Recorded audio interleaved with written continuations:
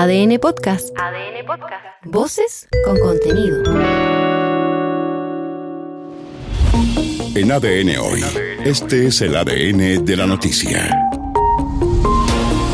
Ya, avanzamos. En un ratito los vamos a estar escuchando a ustedes en el WhatsApp de ADN Hoy en el más 56985212360. Gracias a los que ya nos han escrito en el hashtag ADN Hoy en X. Muchos de ustedes comentando la defensa del gobierno a los cobros del crédito con aval del Estado, incluidos los embargos a cuentas corrientes, incluso pese a la inquietud en el oficialismo, una defensa que encabezó desde ayer el propio presidente de la República, José Antonio Kast. De este y otros temas queremos conversar a esta hora con el economista, investigador académico de la Facultad de Ingeniería y Ciencias de la Universidad Adolfo Ibáñez, Claudio Agostini. Claudio, bienvenido.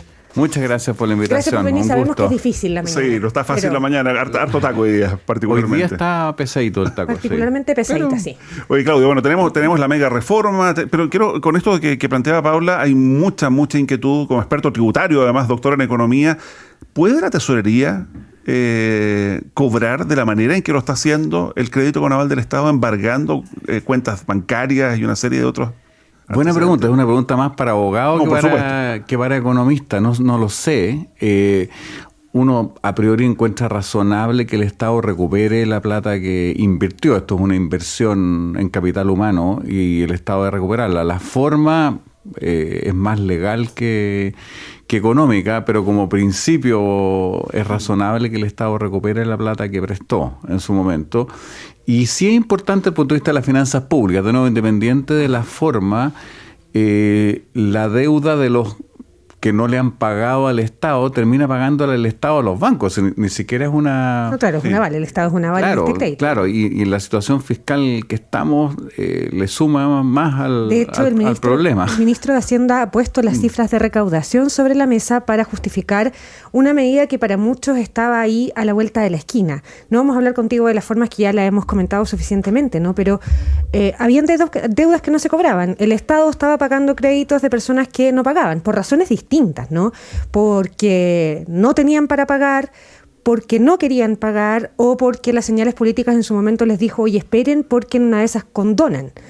Claro, deuda, ¿no? Lo último que tú acabas de mencionar es relevante y no sabemos el efecto, pero sí sabemos, desde nuevo, hasta la mirada de la economía, que los agentes económicos en general, las personas, las empresas, reaccionan a las expectativas de todo tipo.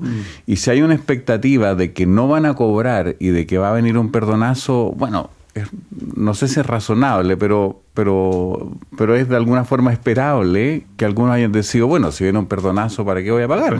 Me quiero quedar con ese último término, porque en el debate desde el sentido común, cuando hemos visto casos de personas que no estaban en los grupos priorizados, que hoy día están denunciando que fueron de todas maneras embargadas y sus cuentas corrientes quedaron en cero, que es un escenario que el gobierno va a revisar, insisto, desde la discusión del sentido común, hay quienes se preguntan si alguna vez el Estado de Chile ha embargado por vía administrativa las cuentas bancarias de grandes empresas por atrasos o por no pago de impuestos, por ejemplo.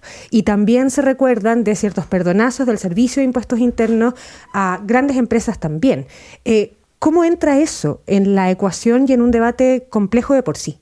Sin duda, o sea, yo creo que son absolutamente válidos los puntos que tú levantas y por lo mismo uno quisiera que acá hubiera criterios de política que fueran transparentes y que fueran explícitos para todo tipo de casos y no así como sorpresivo. Hoy día se me ocurrió embargar y amanecí en la mañana sin plata en la cuenta corriente. Ahora, esos criterios están establecidos y tienen que ver con los montos que el gobierno ha fijado. Exactamente, pero... ¿Basta con eso? O sea, pero a ver, uno quisiera primero que en el caso son distintos órganos administrativos. La tesorería dijera, mira, Impuestos Internos decidió que toda esta lista de personas, no decidió, digamos, informó que toda esta lista de personas tiene deudas tributarias por estos montos y estas empresas también, y le solicita a la tesorería que las cobre.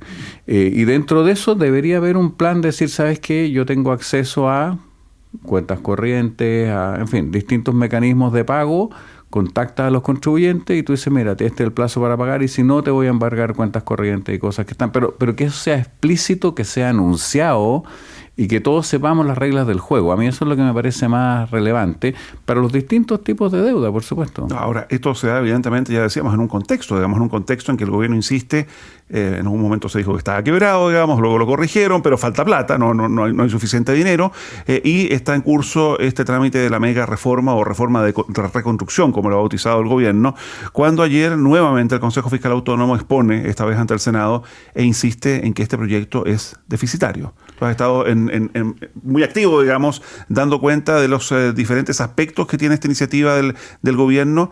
¿Cuán relevante es el informe del Consejo Fiscal Autónomo a esta altura, cuando el gobierno lo califica como un informe más, digamos? Es un elemento más de la causa. A mí el Consejo Fiscal Autónomo no es cualquier actor, digamos. Es un actor informado, independiente, autónomo, que no es menor esto, porque en un debate político que está tan contaminado y tan ideológico, con tanto adjetivo más que números y otras cosas, el Consejo Fiscal Autónomo es independiente, es autónomo, es relevante destacar esa palabra, y si uno mira la trayectoria del Consejo Fiscal Autónomo, más allá de esta mega reforma, en los últimos años, ha sido bien sistemático y ha sido bien preciso en sus datos y en sus informaciones, y en general le ha achuntado, por decirlo en buen chileno, al déficit y a las proyecciones más que muchas autoridades en el pasado y en el presente. Entonces yo creo que hay que tomarlo en serio. No es una opinión más.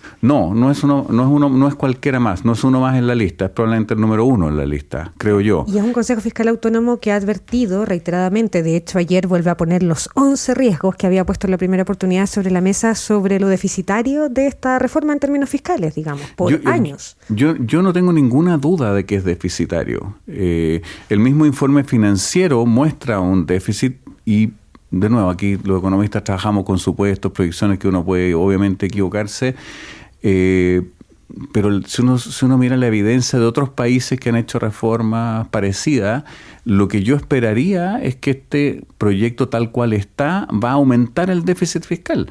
Y eso es un problema dada la situación inicial en la que estamos. Si tú dijeras, mira, estamos en cero o tenemos superávit fiscal y vamos a aprobar un proyecto que te genera un déficit, podría ser, es una discusión, pero cuando tú dices, mira, tenemos un problema, estamos gastando en forma permanente más que nuestros ingresos y tenemos además una deuda que pagar, en algún momento tienen que acercarse nuestros gastos a nuestros ingresos.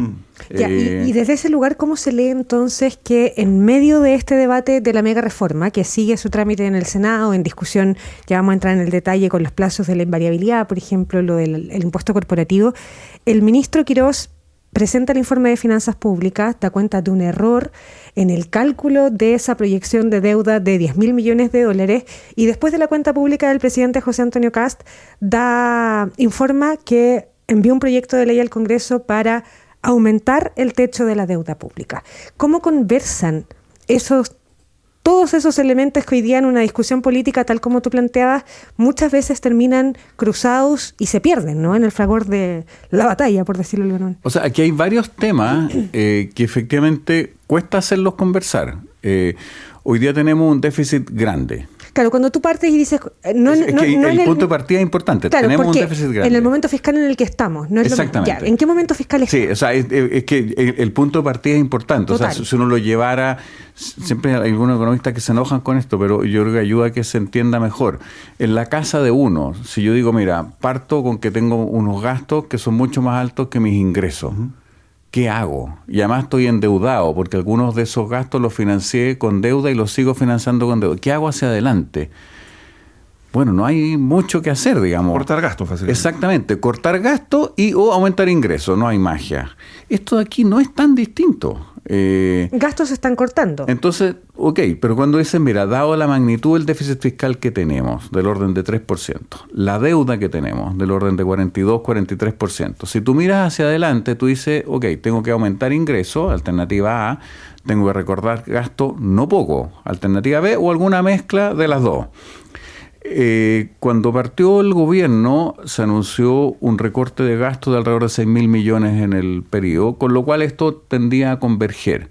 Cuando tú le agregas este proyecto de mega reforma tal cual está, para volver a converger a que tus gastos se parezcan a tus ingresos más el pago de la deuda, deberías recortar unos 3.000 o 4.000 más. Entonces uno dice, ok, recortar 10.000 millones es difícil.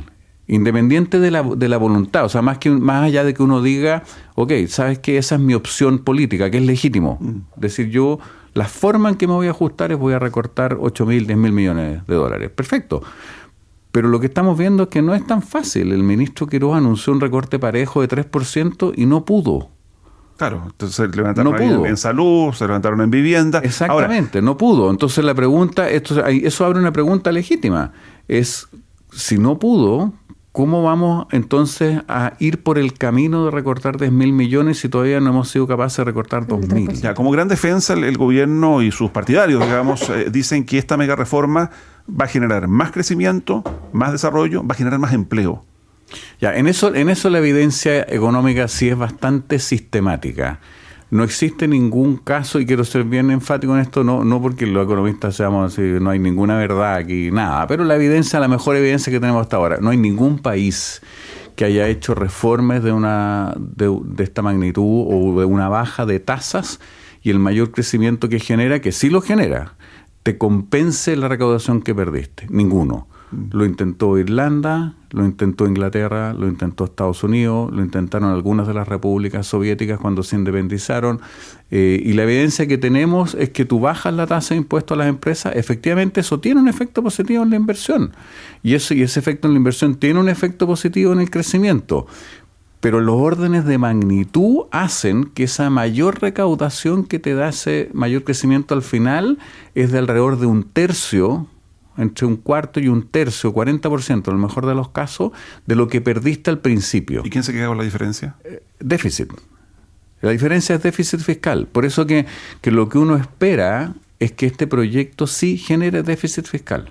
Estamos conversando con Claudio Agostini, economista, decíamos, académico de la Facultad de Ingeniería y Ciencias de la Universidad Adolfo Ibáñez. Otro de los argumentos del gobierno, Claudio, es que en la economía, en el estado actual que tú mismo ya describías de las finanzas públicas, etcétera, no se puede seguir haciendo lo mismo, que hay que buscar una fórmula que se salga de la caja y responsabilizan, por ejemplo, la reforma tributaria de Alberto Arenas, de la expresidenta Bachelet.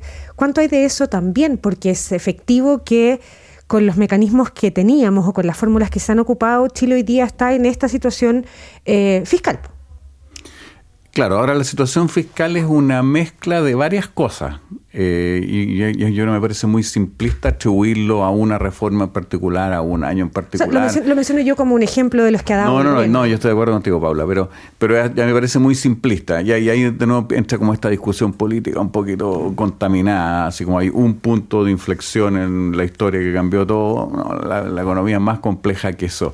Cuando uno mira cosas que son preocupantes. Uno, tenemos una tasa de crecimiento baja hace 12 años. Exacto. Uno mira la productividad, o sea, incluso saliéndose de lo fiscal, y esto lo ha dicho la Comisión Nacional de Productividad, lleva diciéndolo mucho rato, la productividad en Chile es muy baja y no crece, y ese es un motor de crecimiento. Entonces, tenemos una productividad baja. Por 1000 razones, bajo capital humano, en fin, ha habido baja inversión, baja innovación, o sea, ese es otro tema un montón, pero el problema de base es que tenemos un crecimiento bajo y una productividad baja, entonces nuestros ingresos no crecen. Ese es el problema de base, ¿no es cierto?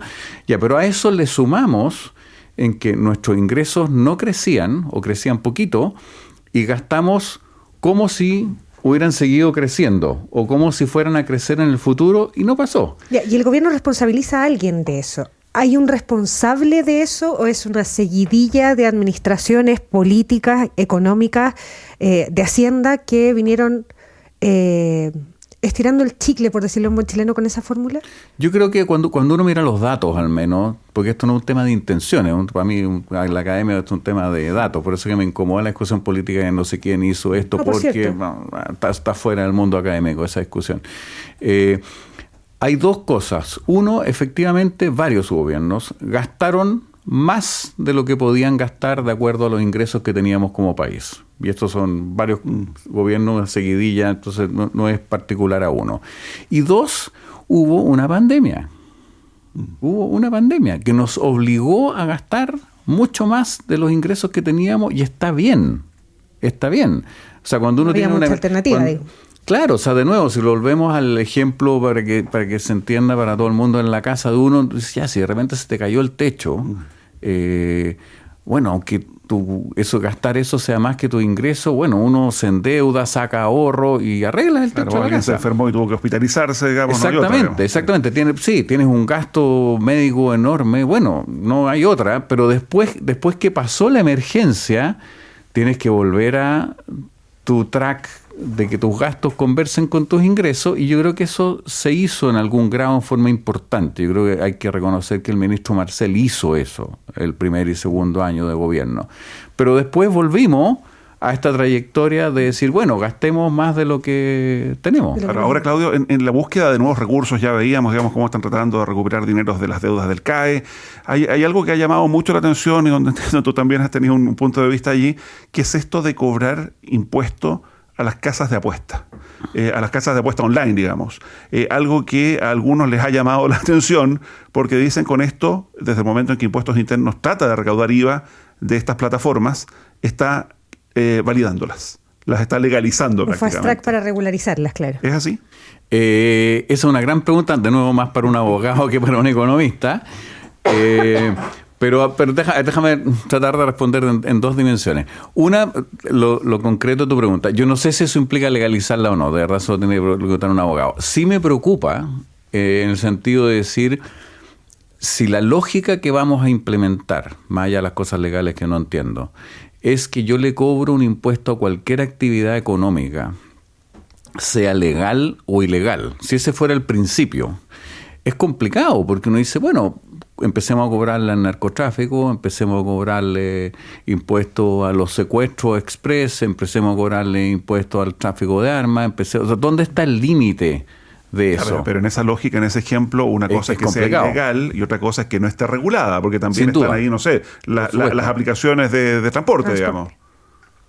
Que es distinto, digamos. Estoy de acuerdo, no, completamente de acuerdo contigo, Mauricio. Por eso digo que yo no sé dónde está el tema legal. Entonces uno dice, ok, si es que hay una decisión previa, creo yo. Si vamos a legalizar las casas de apuesta y va a ser un negocio legal, legítimo y todo, aquí, y en ese sentido tu ejemplo de tipo Uber es un buen ejemplo. Uh-huh. Es razonable empezar a cobrar. Si uno dice, mira, la decisión, de nuevo, de estas políticas, que esto es ilegal y no debería existir, como el narcotráfico, es raro cobrarle impuestos. Ahora, uno esperaría hacerlos desaparecer porque son ilegal con otros mecanismos, ¿no? Pero es una buena pregunta, súper difícil respuesta. Ahora también podríamos decir desde el punto de vista de los recursos, cómo se puede seguir permitiendo que las empresas que ganan lo que ganan no tributan en Chile, digamos, ¿no? Estoy de acuerdo. A la espera de que se regularice. No, yo estoy de acuerdo. Y en eso porque estamos hablando de negocios millonarios. No, yo estoy de acuerdo. Y en eso Chile ha avanzado más rápido que otros países de nuestra región y más cerca de la OECD en, por ejemplo, el impuesto a los servicios digitales, que es algo que pasaba antes igual y que sí era legal. O sea, Netflix, Amazon, todos siempre han sido legales, pero no pagaban impuestos en Chile. Claro. Y ahora pagan impuestos en Chile. Y la plataforma de viviendas. Exactamente. Y son una fuente de recursos importantes, ¿no? Sí, sin duda. En el contexto global. Sí, sin duda. ¿Dónde recaudar entonces? Porque hay una serie de exenciones tributarias, por ejemplo. Está el tema del petróleo. Bueno, esa era la pregunta de fondo a la que tú ibas y con la que yo simpatizo, que hay que darle una vuelta. Hay un informe que hizo, que no sé por qué quedó ahí en algún cajón, aunque en su momento generó ruido, ruido blanco, del Fondo Monetario con la OECD, que hizo un informe sobre el sistema tributario chileno, el año 2021. Y ese informe muestra que en Chile hay un montón de exenciones, a propósito de lo que tú dices, Mauricio, que no tienen justificación económica, que te generan no solo menor recaudación, sino que abren muchos espacios de evasión y de elusión. Entonces, no solo por recaudación, sino por el hecho de tener un mejor sistema tributario, uno debería eliminarlas. En algunas se ha avanzado un poquito. El IVA a la construcción se eliminó, después se abrió, después se acotó, pero ese era uno de los ejemplos. Entonces, uno dice, el primer camino es que paguen impuestos lo que deberían pagar. Entonces, tapar todos los espacios de elusión y evasión que hay debería ser parte de una fuente de recaudación importante. Y en eso este proyecto no tiene nada. Y cierto que muchas de esas cosas tocan intereses particulares, lo hemos conversado otras veces. Un buen ejemplo que es mi favorito es la renta presunta. hay sectores económicos en Chile que no pagan de acuerdo a sus ingresos, pagan la mitad o un tercio de acuerdo a lo que les correspondería a su ingreso porque se acogen a renta presunta, donde tú pagas de acuerdo al valor de un activo. Si tú tienes un camión, tus ingresos son 10% del valor del camión, da lo mismo cuánto ganaste. Si eres agricultor, es 10% del valor del terreno. Si ganaste 1.000 millones o 100, no importa, es 10% del valor del terreno. Entonces terminan pagando mucho menos. Es un sistema obsoleto y se presta para evasión y para ilusión en forma enorme. Entonces, bueno, derogar eso te hace un sistema más justo, más razonable, más barato de administrar y te genera recaudación. Ese es uno. Claudio, una línea, porque nos queda un minuto. Ya. ¿Por qué ha fallado tanto la proyección de recaudación? En distintos proyectos, de la elusión y la evasión del gobierno del presidente Boric, la reforma tributaria. ¿Por qué es tan complejo calcular la proyección de la recaudación? Es difícil calcular porque o no sé si se ha vuelto más complejo, pero es evidente que... a ver, hay dos cosas, difícil en una línea, pero hay dos cosas. Uno hace algunos supuestos y algunas proyecciones y por supuesto eso tiene margen de error. Siempre. Pero hay metodologías y datos que te permiten acotar ese margen de error dentro de un rango razonable, a no ser que llegue un shock brutal. O sea, la pandemia nadie la podía predecir. No, claro. Nadie la podía predecir. Entonces, obvio que se recaudó menos en pandemia, inevitable.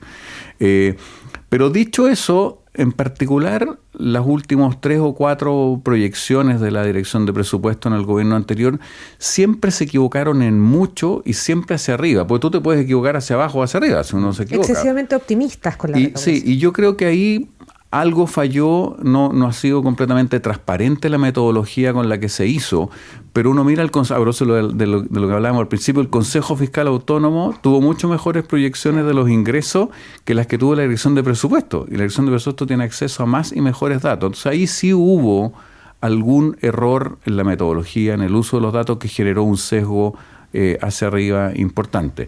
Pero dicho eso, es difícil hacerlo, pero que se puede hacer dentro de un rango razonable, se puede, y el mejor ejemplo es que el Consejo Fiscal Autónomo sí lo hizo. Doctor en Economía, investigador académico de la Facultad de Ingeniería y Ciencias de la Universidad Adolfo Ibáñez, Claudio Agostini, gracias una vez más por acompañarnos. Muchas gracias por la invitación. Voluntario de bomberos todavía, ¿no? ¿Ah? ¿Voluntario de bomberos también? Todavía voluntario de bomberos y estuve a punto de no venir precisamente porque hay un incendio ahora en el barrio Yungay, sí, estaba bien mi complicado. compañía de bomberos está allá, hubo un derrumbe. Y ahora hay 2 casas con riesgo también. Así es. Ya, pues doble gracias por acompañarnos. Gracias, Claudio. Buenos días. Escucha el análisis y noticias todos los días en ADN Hoy.